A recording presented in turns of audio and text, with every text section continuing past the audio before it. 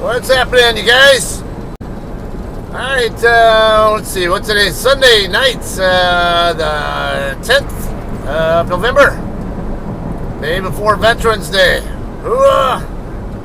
Whatever you want to use. Hoorah!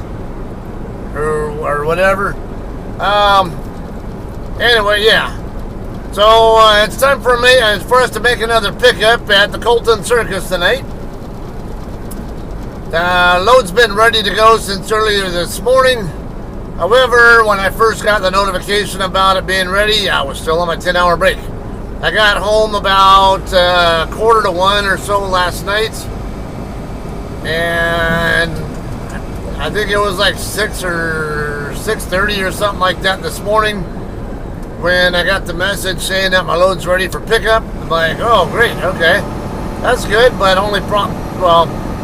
normally I would have gotten rolling as soon as my break was up to go get it, and if nothing else, come back to the house or something and then leave later on. But I got kind of a 70-hour clock situation right now. I got parked with right around 4 hours left on my 70-hour clock. What am I gonna do? I get rolling at 11 o'clock, and then I'm a pumpkin by around 3 p.m. or so. And then I have to sit and wait until 10 p.m. when I get the recaps back to continue my shift. What's the point? And the drop dead time on this pickup isn't until 8 p.m., which is just under an hour from now. So I figured, I'd rather just go ahead and roll into my recaps. So yeah, we'll just go ahead and I spent the day at home and ended up, let's see, spending some money. I don't know what the hell happened to my sunglasses. They were getting a bit pretty scratched up on one of the lenses anyway, so I ended up having to get a new pair. Holy shit, man, those, because I wear Oakley flak jackets, and I remember before, like, for the frame plus the lens, I could usually get for about $200 or so. Well, now it's like, with the glasses plus a $20 protection plan, there's $295. Man, it's gone up a bit. I'm not going to sit here and blame anybody for it either. That's just the way the cookie crumbles with, prices are going to grow regardless. Anyway, yeah, we don't need to be getting into politics. I know some people might feel like, it's just Bidenomics or whatever. No, anyway, let's not get into that. There's a lot more to that story than just that. Anyway, all right, so let's talk about something a little bit more interesting, I guess, to everybody else, which would be like, well, how'd the trip over this way go, and how to get over here? Because the last load the last thing I vlogged, I want to say was, Did I even vlog my pickup in Olathe, Kansas? I don't remember. I might have. Yeah, I think I did. Okay, that one had 2 drops. First one in Los Lunas, New Mexico, which is about 20 miles south of Albuquerque. And then the final the following day in Casa Grande, Arizona, which is about halfway between Phoenix and Tucson. Alright, well, if you guys didn't know, there was a pretty good snowstorm that went across through the I-40 area in New Mexico, and not quite as much in Arizona, at least that I know of. But mind you though, Arizona and New Mexico were like polar opposites when it comes to how well they maintain their roads in snowy conditions. Now, it's weird because so the Arizona-New Mexico border is right there in that little town of Lupton. And if you go from Arizona into New Mexico, you can go from having roads that are just wet and otherwise not bad shape, very passable. And then the minute you get into New Mexico, it's all freaking icy and everybody's doing like 15 miles an hour and shit like that when you have bad weather over there. It's like a night and day difference, literally, as soon as you cross the state line. Anyway, though, yeah, there were some crashes on I-40 in between Moriarty, New Mexico and Santa Rosa, New Mexico.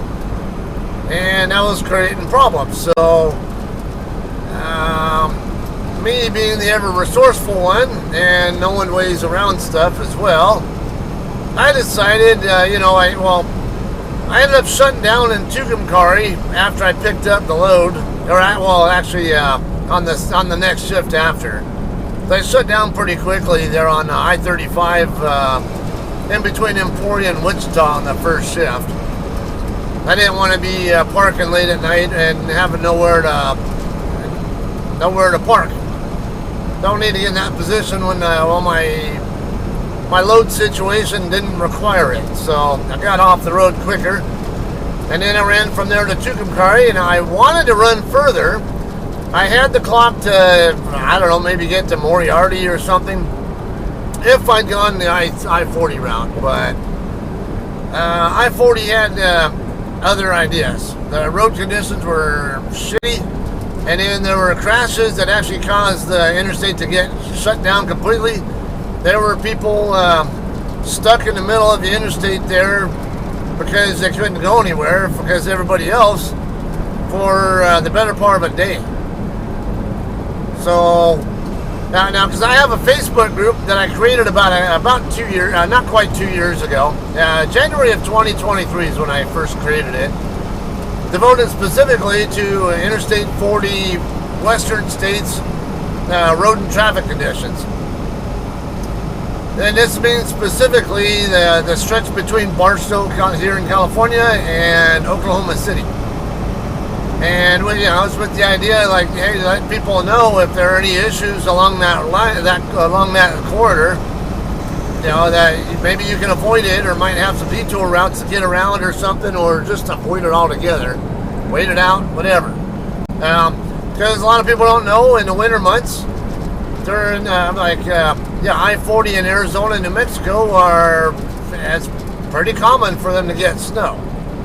It's not like you're getting as much snow as Colorado and Wyoming, but they get their share. But anyway, that group was getting a little active there with questions about stuff. Anyway, long story short, I had to get to Los Lunas. Now, normally when I have shit road and traffic conditions on 40 in that section, I would normally take, depending on where I'm coming from. If I'm coming from Tucumcari, I'll normally get over to Santa Rosa and then take US 54 down from there to Alamogordo, New Mexico, and then US 70 from there over to Las Cruces, and then get on I-10 basically over there in Las Cruces and take that across. But going to Los Lunas, that's not an option. I did try to take a detour route around the problem. I was in position where I could have been okay, but then there was a snowstorm crossing US 60.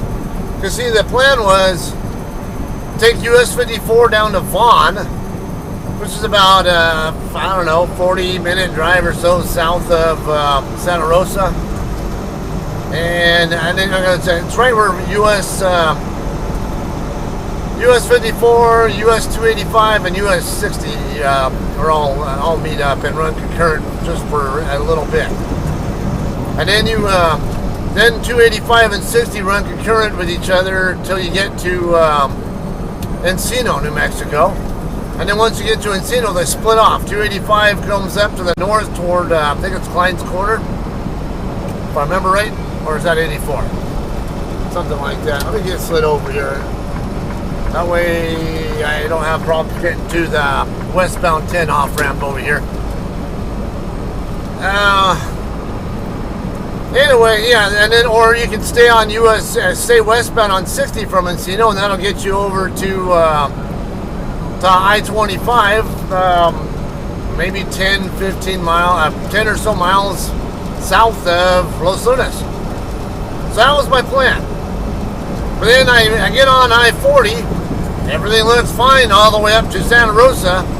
I figured, oh yeah, I'm good to go. Guess again.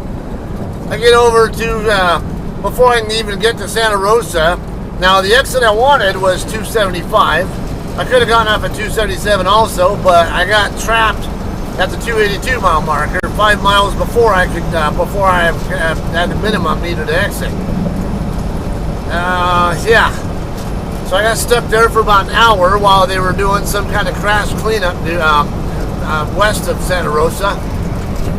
Meanwhile, that snowstorm that was crossing 60 just west of Encino, I figured it was going to cause some slowing there because of the bad road conditions, but it was getting ready to pass through, and I figured by the time I get over there, it might be in at least a little bit better shape for me. Nope. I didn't even make it there because there were...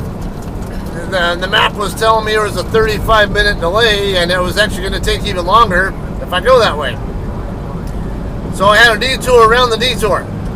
So once I got to Vaughn, I ended up just staying on 54 until I got over to Corona, New Mexico. And then I took a state route, I think it was 45. Up from there, back up to US 60 in Willard. And then took 60 across. And that got me around, but now there were a few hair-raising moments there on State Route 45, though, because they had plowed the road, but just barely enough that you couldn't even see the shoulder. It was just the travel lanes only, and it wasn't the largest travel lane in the world. And there were a few times where I had trucks coming the other way. And I'm like, I'm always really worried about, is my mirror going to hit their mirror in those kind of situations? And at the same time, like, how do I keep my mirror from making contact with their mirror, but also not lose control, putting my the right side tires in the snow? But yeah, I made it through there okay. But now, here's where this thing really comes in handy. A lot of people say CB radio is obsolete. Why would I need that when I can just look on Google or whatever else you want to use? Okay, so here's the problem. So that slowdown over there on 60 west of Encino, it started to clear up while I was taking the detour route. And when I was coming up 45 and I needed to make that left turn onto 60, I couldn't. There was an endless sea of westbound traffic coming, and there was no way for me to get onto the damn road. So, enter my handy dandy radio. I just put it up on the air, just hoping someone would listen and hook me up, because I wasn't going to get out for a while if someone didn't help me out there. And this is where, like, you know, don't follow people so closely, especially when you're in that kind of a traffic situation. Back it on, like, leave a lot of space there. Give room for people to make their turns, because the alternative could end up being they get impatient and end up saying, screw this, I'm going to go anyway, and road bully my way out. And the next thing you know, someone's having an accident with them. It may not be you contributing, it might not be you involved, but you can be a contributor in some way to someone else losing their life, because you're not creating, basically helping traffic on side streets like that more easily and safely make their turns and that kind of a situation. So please don't follow so closely. But anyway, I got on the radio and asked, hey, is there anybody westbound who can help me out here? I'm trying to get out onto the highway, and I'm never going to make it out here with the way this traffic is. So I got lucky. There was a trio of truckers pulling hopper trailers, and the lead guy actually, he actually backed off. He was following another like a reefer truck or whatever. But when he heard me and he realized that I was the gray truck, are you the gray truck? I'm like, yeah, that's me. And so, okay, I'm coming right up, and he went ahead and let me go.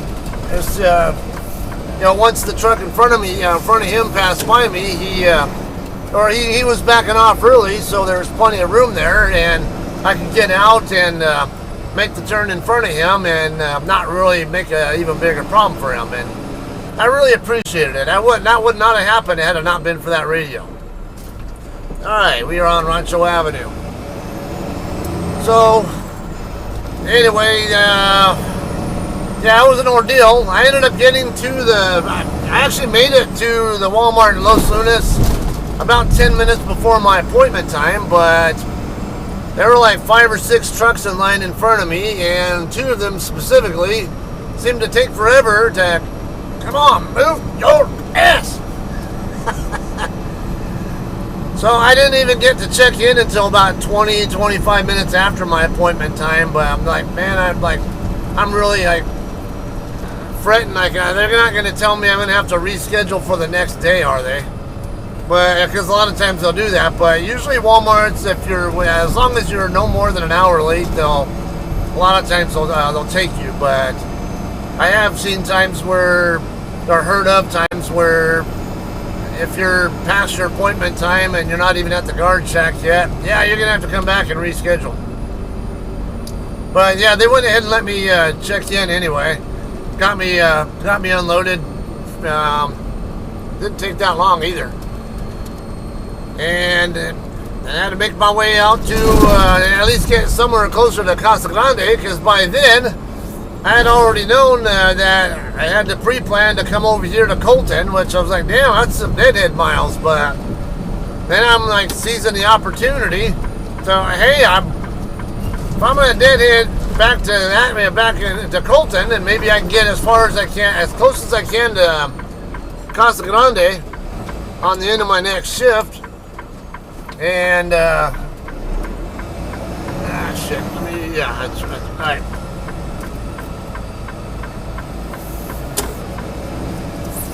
Okay. I wanted to get as close as I could to Casa Grande, because now at that point I figured go make my delivery and then run back to Southern Cal and at least try to get close to home. Even if I couldn't get home, I had already made arrangements with my wife. Hey, if it comes down to it, I'll get close, maybe to the drop yard or something if I don't have the clock to make it home, and she could come down and meet with me here in the San Bernardino or wherever I was going to end up. But I got lucky. I had the clock to run, just barely enough clock to run from Casa Grande back to Victorville. I think I had less than half an hour left on I think I had like 15 minutes or so left on my 70-hour clock. Or no, my drive clock. Yeah, my drive clock once I got parked in Victorville. So I was happy about that. But I mean, we're talking like 400-mile deadhead trip from Casa Grande to Colton too, so, or almost that. So I'm like, damn, it's kind of weird doing deadhead routes that long. I don't mind them at all, especially because I do fuel surcharge program on the Legacy JCT lease, and and I pay for my own fuel. So when I'm pulling an empty trailer, I get better fuel economy, and I don't burn as much fuel. I'll be more than happy to run dispatch miles with an empty trailer. Absolutely. So, but it comes at a cost to the carrier, because they don't make money off deadhead miles. They only get paid by the customer for the loaded miles. So normally you're going to see carriers or even owner ops, whatever, usually try to avoid deadheading more than a couple hundred miles, if even that. The shorter the deadhead trip, the better it'll be. But normally though, somewhere roughly 200 miles in a normal freight market, I would say roughly 200 miles or less is what they seem to try to shoot for. When freight's weak, I've seen them actually deadhead me like 900 miles from Grandview, Washington, all the way back down to Tulare, California. Yeah, did that before. And and I've had a few in the past where they were like 400 or 500 whatever plus mile deadhead routes. They're on the few and far between side, though. Vast majority of the time, I'm deadheading maybe 200 at most, or maybe 250-ish before I'm out my shipper from the receiver. But yeah, I wanted to get. Here's the other thing. I wanted to get. I had the clock to get to Holbrook, Arizona, after I made that Los Lunas delivery, and then I figured, I wanted a nice job, asshole. Who gives a shit about that light? Who cares that it could have been a cop sitting right there watching you doing that too? Yeah, people. That happens here all the time too. Anyway, yeah, I was planning on getting to Heber Overguard, which is about 40 miles southwest of Holbrook, via Arizona 77, Arizona 377, and 277. Right where 260 and 277, I think it is. I get 277 and 377 mixed up though, so. Right in between those two, right where those meet up is where Heber Overguard is, and there's a dirt lot right there at the corner where those two highways meet that I was going to park in. But that was like, with the weather that we've had, am I going to show up there and find out that the lot's muddy or snowy or whatever? And if that's the case, I'm not parking there. I don't want to take a risk of getting stuck. So I went ahead and stopped in Holbrook, but it turned out I would have been fine parking in Heber, because when I got through there the next day, the conditions were great. It was a nice, dry dirt lot there. All right, let me get checked in here, and we'll try to rush through this.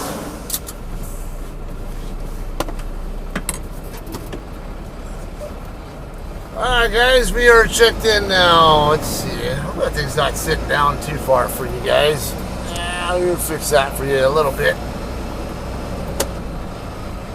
So I always find it funny when the guards, it's a guard who's not been here much or new here or whatever, and they don't know me, and they don't know that I've been coming here regularly for about 8.5 years now.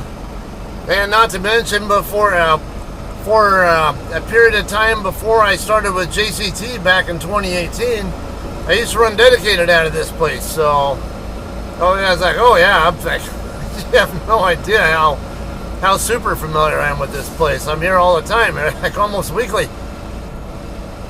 Alright, anyway, let's sneak by this guy real quick. He's probably checking in for a Sam's Club delivery or something. Or going to, or he might just, might be done or something. Anyway, then we're going to go drop our trailer in row E or F, which is the scale lane over here. Yeah, I kind of chuckled at her at first, and I guess she got the hint that it's like, you have no idea how much I've been here before. But, after I got through, doing the trailer inspection stuff, I told her, and I made sure she knew I wasn't just being an asshole, and saying, hey, I have a good night and all that kind of stuff. All right, I'm like, we got a spot right over here, I think.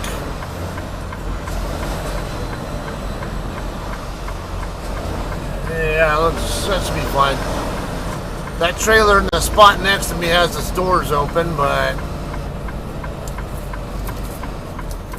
yes, normally we don't do that. Normally we leave them shut.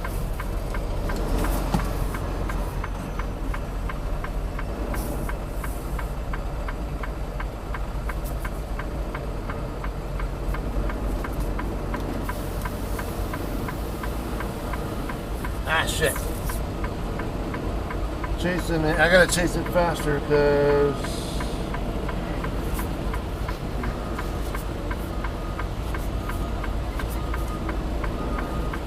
there we go.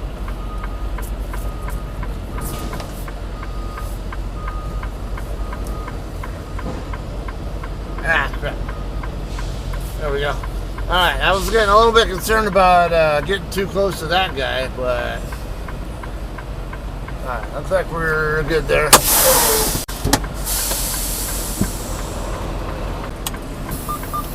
Alright guys, let's go get checked in at the office now.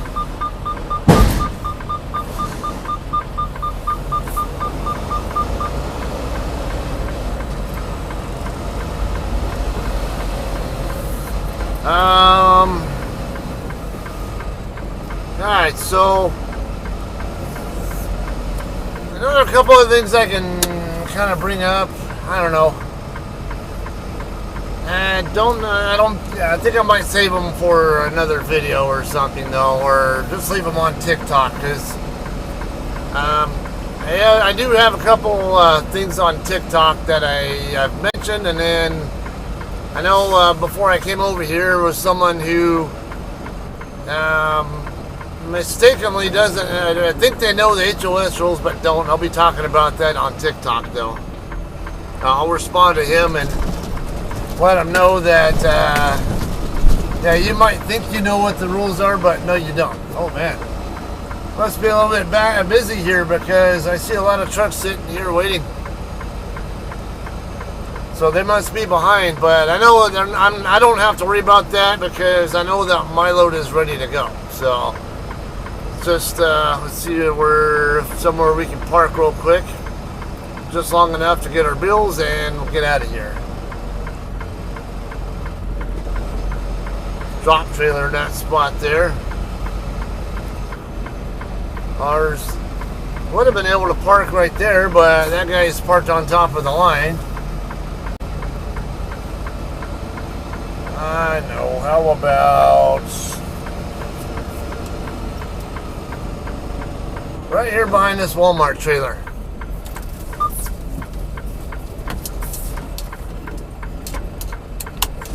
Not like I'm going to be here very long anyway, just need to get my bills and that's it, so.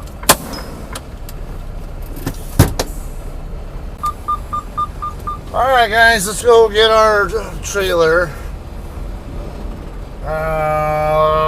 Alright, looks like it's going to be a JCT trailer. 6814. Let's see.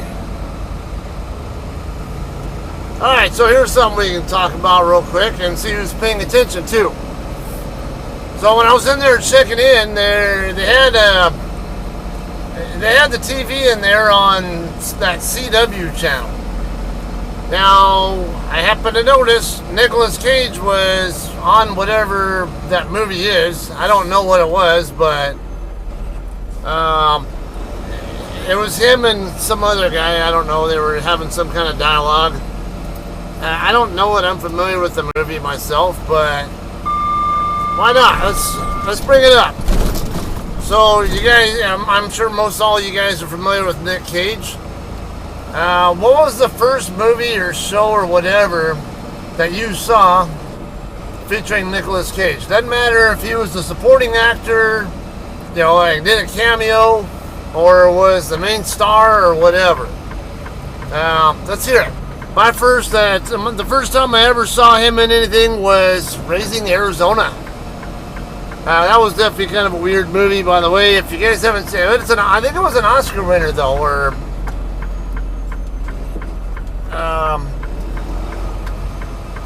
something along that line. I thought I remember. Oh, here it is, right here. 70-hour cycle. Yeah, I remember it got awards. I just don't remember if it got nominated. I want to say it got an Oscar or something like that, but I just don't remember. I know it got nominated, at least I think. But yeah, it's got like John Goodman. Who's that one who plays his wife? Holly Hunter?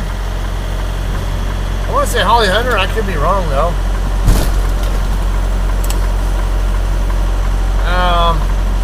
Yeah, basically he plays this like kind of like bumfuck Egypt town. Yeah, like some you know, like if you will, white trash type of area, whatever. And he and his wife can't have kids, so they basically plot to steal someone else's kid who has like sextuplets or septuplets or whatever they were. They had a bunch of kids, and they figured, well, I'll just steal one of them, and you know, they maybe won't miss the one or something. And so as a whole, yeah, that whole thing with that. And they got this bounty hunter trying to track him down and all that. It's kind of weird but interesting movie. You can check it out. But let's hear what kind of stuff. What have you seen with your first experience with Nicolas Cage?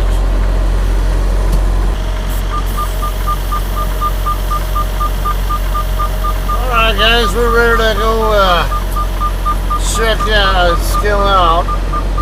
Yeah. Young lady, Sierra England driver, not bad looking from what I can tell. Just saying. Alright, so scale out, it is a heavy, kind of on the heavy side load, 38,000 pound load, so definitely want to skill it. Be sure we don't have any problems. Usually the loads, the build out weight here is pretty accurate from my experience. So, given that my truck's about 34,000 pounds empty, that means it should be right around 72,000, maybe 73,000 loaded once we get done here. And you see that I turned my headlights off, so I'm not pointing my headlights at Covenant while he's trying to back. Hopefully setting a good example for the evidently the trainee who's learning how to back too.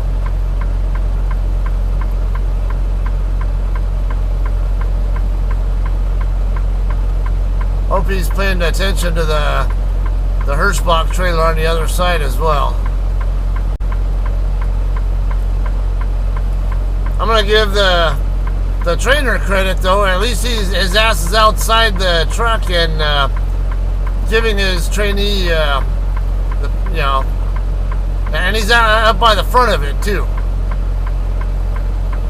I hate seeing spotters and trainers in the back where it's like, what good are you doing back there? You have no useful purpose back there whatsoever. Uh-oh, trainee's steering too much. And speaking of this, while we're at it, a friend of mine said he watches my channel regularly too, so he might, he's probably going to joke with me about this later. He was at the Loves in Bevier, Missouri. US 36, just a little bit west of US 63. Anyway, he and I were on the phone, and while we were on the phone, there was I think it was a Prime flatbedder with spread axles, trying to back into one of the spots that face each other. Because you got now in that Loves, you got the fuel island. Okay, so the west end of the lot is the building. The fuel island faces basically goes east from the building, and it's oriented north-south. And then there's some more parking spots on the north end of the lot that face right at the fuel island. You go a little bit further down, there's the tire shop. There's some other some other spots over there on the south end of the fuel island. And then over on the east of the fuel island and the Catskill, there are spots that face at each other. So this Prime driver was trying to get into one of the spots there, one of the face at each other spots. And he was having a bitch of a time, like at least a good half an hour trying to get into that spot. And then my friend is telling me about how the guy had like 5 or 6 different people all trying to help and give him instructions. No, you don't do that. One person only gives instructions. Don't try to, everybody will jump in and help, because all you're going to do there is confuse the shit out of the person driving the truck to where they don't know who to listen to. And especially if you and the other people are all giving each other, giving him conflicting information, instructions, whatever, that's a nightmare of a time for the driver if they're new. Don't do that. If the person has a trainer, let the trainer do their job. Now, I would maybe intervene not intervene, but give the trainer advice if I see stuff to make me think that they're not a very experienced trainer, and give them tips, but not in the middle of the backing. Wait till after the backing is done, and then talk to them about it. Okay, I'm gonna have a little bit of a difficult time. See, now it's like we're all right here. worried about that trailer being a little bit too far forward, but we got 11,460 on the steers.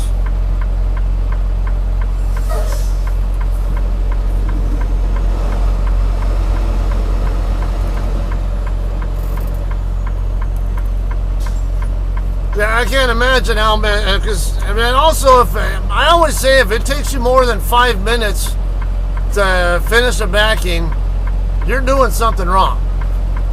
You might, I don't care if you can get in there safely, if it takes an hour or whatever, fine, but you should be endeavoring to get in there safely and efficiently and effectively, whatever. So, like I said, if it takes you more than 5 minutes, you're definitely doing something wrong. You might want to look at what you're doing with your process. And a lot of times it's the setup correction process where the problem is. There are also times where maybe some of the backing habits, like what that guy was just doing there, steering way too much. Yeah, see, I was right. 74,760. Okay, my weights are all good. I'm right around 31,000 pounds on the drive axles and just over 32,000 on the tandem. So I'm a very happy camper with that. We'll go ahead and get checked out. See if Fluffy McNutters, Drew, I think that's what he said his name was. Yeah, one of the guards here watches my TikTok channel. I didn't even realize it was him. I thought, because I've talked to him before on my channel, but I thought he said he was at the other the warehouse that's on Agua Mansa. You know, the one that we passed right by on the way over here. Oh, here's Sierra England right here. I wouldn't be surprised if they told her need to have a reflective vest on.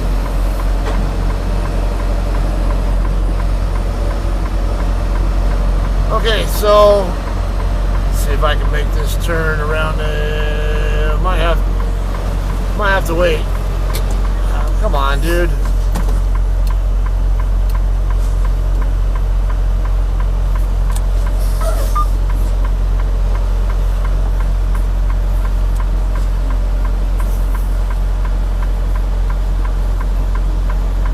I want to make my turn, but I'm waiting on the shag driver to go by.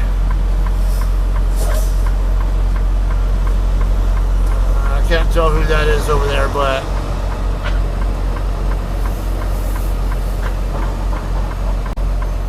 see if I can get close enough where without getting too close to these guys, but not blocking the lane either. Just trying to make sure I don't prevent whoever that was from getting by. That's another reason why when I come here to check out, get all the way up there. Get all the way up by the end of the driveway. That way trucks can wait in line here without blocking that lane. See, this guy's got his tractor right here by the guard check. I get my tractor all the way up by the end of the driveway.